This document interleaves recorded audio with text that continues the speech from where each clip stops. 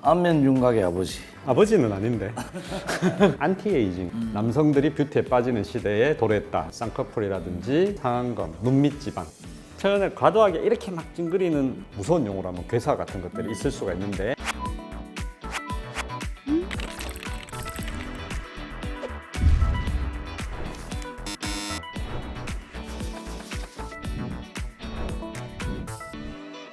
안녕하세요. 여러분, 어이가 없는 진행을 맡은 메디시티 대구협의회 김성호 본부장입니다.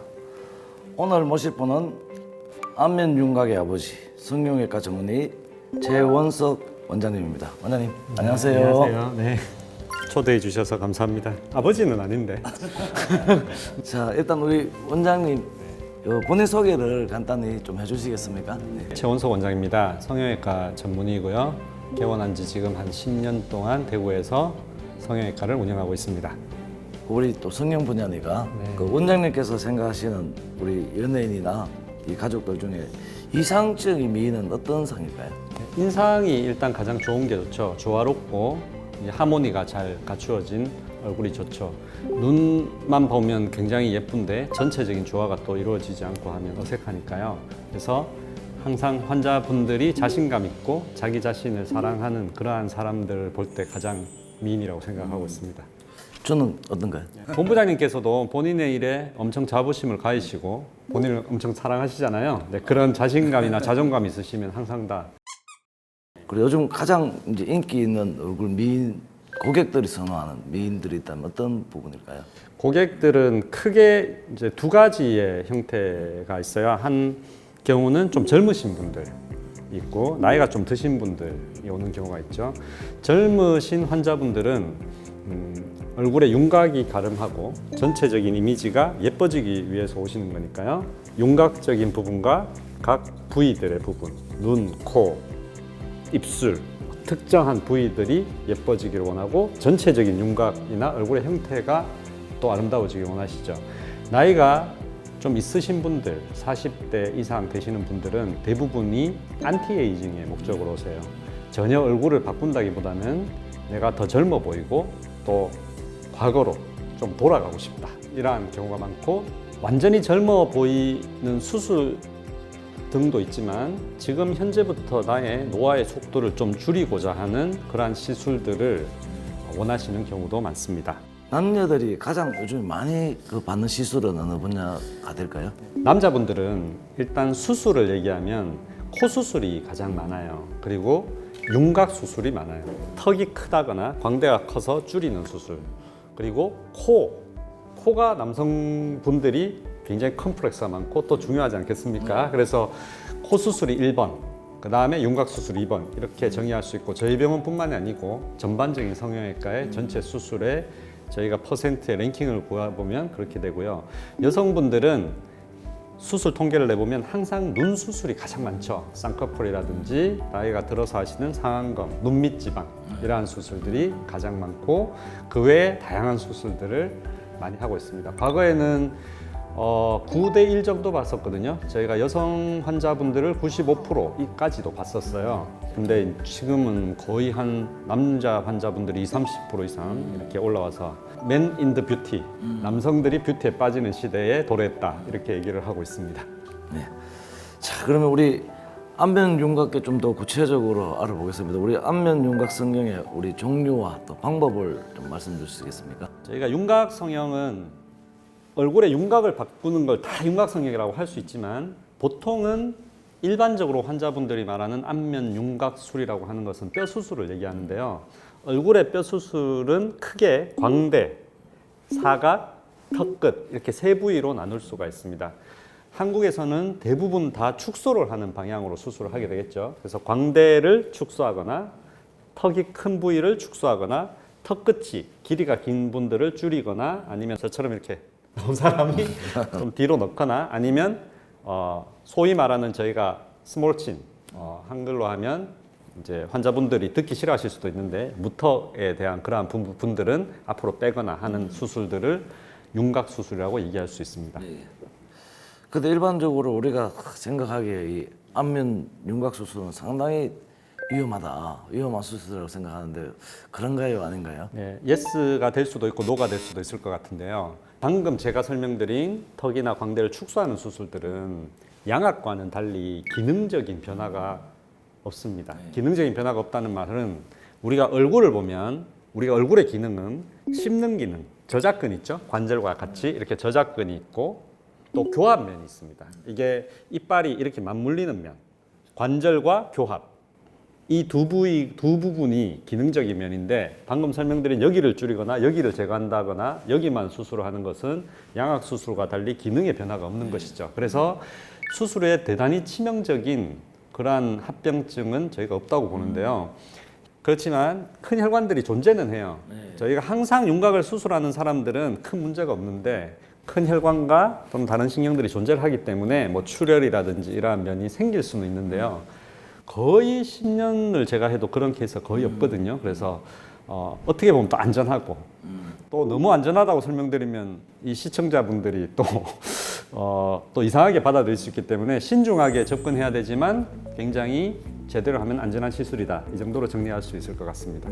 이 전문가가 이 신경을 써서 주의 깊게 하게 되면 안전한 수술이다. 네, 그럼요. 이렇게 결론을 내릴 수 있겠네요. 네. 아주 유용한 정보인 것 같습니다. 자, 그러면 우리 또 요즘에 필러 보톡스를 참 많이 맞잖아요. 네, 엄청 많이 맞으시죠. 이 필러 보톡스 시술 받으면 그 얼굴 표정이 굳어지고 부자연스러워진다는 부분이 있는데 이게 사실인가요? 네, 그것도 사실일 수도 있고 아닐 수도 있죠. 보톡스는 일반적으로 제품의 이름이에요. 그래서 정식 약명은 보툴리눔 톡신이에요. 그 중에 미국의 이 오리지널 회사가 가지는 제품 이름이 보톡스인데 예전에 우리 스탬플러를 호치키스라고 했듯이 이제 그런 것이죠. 그래서 보툴리눔 톡신은 이 움직임을 제어하는 것이죠. 주사를 맞으면 계속해서 표정근이 움직이면 주름이 피부가 접히니까 주름이 생기잖아요. 그러면 표정근이 덜 움직이게 하면 주름이 안 생기고 펴지는 원리이기 때문에 표정을 덜 짓게 만드니까 그걸 보고 어색하다고 하시는 분들도 있고 또는 훨씬 더 좋다고 하시는 분들도 있어요. 왜냐하면 표현을 과도하게 이렇게 막 찡그리는 것들을 싫어하시는 분들도 있잖아요. 그런 분들은 오히려 주사를 맞았을 때 더 과도한 표현을 제어하기 때문에 더 자연스러울 수도 있죠. 그런데 주사를 맞았는데 원래 평상시 웃을 때 자기 모습이 아니에요. 남들이 보면 다 괜찮은데 본인이 그게 너무 어색하면 본인이 어색한 거죠. 근데 또 너무 과도하게 맞아서 아예 안 움직이면 옆에서 볼 때도 약간 어색할 수도 있잖아요. 예, 그래서 어색해 보이는 경우도 있어요. 그렇지만 보툴리눔 톡신은 시간만 지나면 원래대로 다 돌아와요. 그래서 큰 부담은 없어요. 일시적으로 약간 어색할 수는 있지만 그 부분이 너무 스트레스를 많이 받아 하시는 특정 환자분들 계시긴 한데 대부분은 그 시기만 지나면 돌아오기 때문에 한번 맞아보시고 아 나는 너무 어색해서 이제 못 맞겠다 하면 안 맞는 거고요.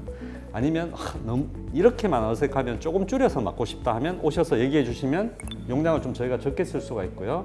아니면 나는 좀 더 제어됐으면 좋겠다 하면 저희가 용량을 좀 더 쓸 수도 있는 것이죠. 이러한 미세한 변화에 대해서 요구를 저희한테 해주시는 게 좋아요. 의사 선생님한테 말하기가 힘들어서 말을 안 하는 것보다 다 얘기해 주시면 저희가 맞게 더 안 부자연스럽고 본인이 원하는 대로 시술을 다 해드릴 수 있습니다. 네. 보톡스 필러도 결국은 이 맞춤형이 돼야 되는 거죠. 그럼요. 예. 당연히 맞춤형이 돼야 되죠. 일반적으로 우리 생각할 때 그냥 다 똑같이 맞는 걸로 생각하는데 그럼요. 그렇지 않다 그렇죠. 사람들마다 본인이 원하는 수준에 맞춰가지고 이 보톡스나 필러 부분들을 시술 받아야 되겠다 그렇죠. 자, 근데 특히 이제 요즘에 이런 이야기에서 그 필러는 부작용이 심하다는 부분들이 있는데 이 사실일까요? 필러가 저희 나라에 도입이 된 지 1990년대에 히알루론산이라는 성분의 필러가 나오면서 폭발적으로 성장했어요. 왜 그러냐면 그 성분이 안전하거든요. 왜냐하면 우리 몸 안에 있는 원래의 물에 가까운 그런 성분이고 또 엘러직 반응 같은 것들이 그 순수한 히알루론산에 넘기 때문에 엄청 폭발적으로 필러의 시장이 성장했는데 대부분은 다 안전해요. 대부분은 안전하고 저희 병원에서도 많이 시술을 하시면 하루에 뭐 100분, 70분 이렇게 시술을 하셔도 대부분은 큰 문제가 없으세요. 그렇지만 가장 흔하게 오는 합병증은 부작용은 필러에 대한 알러직 반응이 있을 수가 있죠. 순수 히알루론산은 알러직 반응이 없지만 이것을 젤 형태로 만드는 과정에서 일부 다른 미세한 다른 화학적인 첨가물이 들어가는 부분에 내 몸하고 안 맞다거나 하는 부분에서 약간 붓고 그런 경우가 있을 수 있죠. 그리고 본인이 원하는 모양이 안 나온 경우, 그런 경우는 주사로 녹일 수 있어요. 쉽게 제거를 할 수가 있고, 치명적인 합병증은 이 필러가 혈관에 들어가면 젤의 형태이기 때문에 혈관을 막거나 하면 그 혈관이 담당하는 피부 조직들이 상할 수가 있죠. 뭐 무서운 용어로 하면 괴사 같은 것들이 있을 수가 있는데, 그러한 경우는 요즘은 앞이 뾰족한 주사 바늘 이런 것들로 하지 않고 뭉퉁한 캐뉼라라고 하는데 그러한 것들로 시술을 한다든지, 또 주사를 할 때 그 압력을 시술자가 엄청 미세하게 조절을 한다든지 하는 그러한 과정을 통해서 치명적인 괴사 같은 혈관성 합병증은 빈도가 과거에 비해서 매우 줄었어요. 그래서 저희 병원도 몇 년 동안 아예 나오지 않을 정도로 크게 걱정 안 하셔도 되지만, 그래도 유튜브라든지 다른 데 물어보면 그런 합병증이나 부작용이 없다고 말할 수는 없겠죠. 그렇지만 대부분 다 괜찮다, 안전하게 받으실 수 있다, 이렇게 생각하시면 될 것 같습니다. 이 전문가한테 제대로 시술을 받아야 된다 그렇죠. 네. 이 초보자나 기타 이제 이 제대로 되지 않는 곳에서 받다 보면 그런 부작용이 아까 원장님 말씀처럼 나올 수 있겠다 그렇죠. 예. 주사 부작용은 저한테 엄청 많이 오시는데 대부분 또 불법 시술을 하셔서 의사 선생님들이 주사를 하시지 않고 다른 분들이 주사를 하시는 데서 주사를 하셔서 오시는 분들이 없으실 것 같잖아요, 본부장님. 생각보다 엄청 많아요. 네.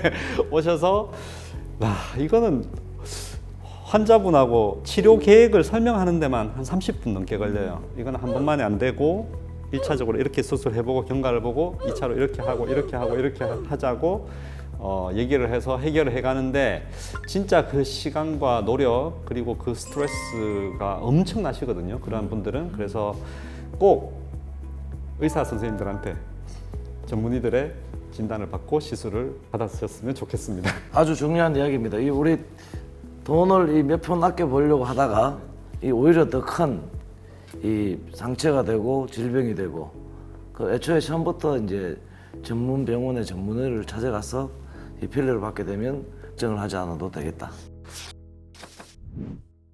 진짜 어려운 질문입니다.